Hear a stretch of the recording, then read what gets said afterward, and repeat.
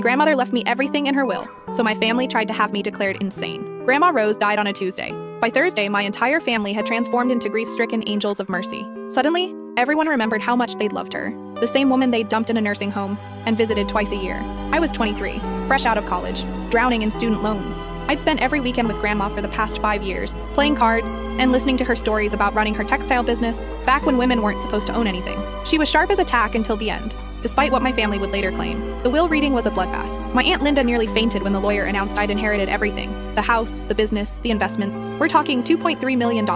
My Uncle Mark started stammering about mistakes. My mother just stared, calculating how quickly she could contest this. There has to be an explanation, Mom said later that night. Rose wasn't thinking clearly. She was confused. But I knew exactly why Grandma left it all to me. I was the only one who treated her like a person instead of a bank account with legs. The next morning, my phone rang. My cousin Janet, who worked as a hospital administrator, had some concerns about my mental health. "We're just worried," she said in that syrupy voice people use when they're about to destroy your life. "You've been under so much stress. Maybe you should talk to someone." Within a week, they'd orchestrated an intervention. My entire family sat in my mother's living room, faces painted with fake concern. They'd found a doctor, some psychiatrist my uncle knew, who was willing to evaluate me. Dr. Harrison was everything you'd expect from someone bought and paid for by desperate relatives. He asked leading questions about my delusions of grandeur and whether I heard voices telling me I deserved inheritance money. "Do you really think your grandmother intended to leave everything to you?" he asked, pen poised over his notepad. "Yes," I said, "because that's what her will says."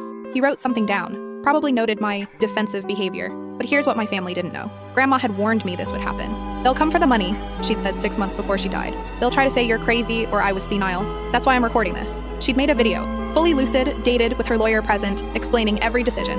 She detailed my family's neglect, their constant requests for loans they never repaid, and why she trusted only me with her legacy. I also had something else they didn't expect. 5 years of phone records proving I was the only family member who called regularly, bank statements showing I'd never asked for money, and testimony from her doctors confirming her mental capacity right up until her death. The competency hearing was scheduled for a Friday. My family showed up in black, still playing the grieving relatives card. Dr. Harrison presented his evidence of my supposed mental instability. Then my lawyer played Grandma's video. "If you're watching this," she began, "it means my vultures of a family are trying to steal from the one person who actually loved me." For 12 minutes, she methodically destroyed each family member's character.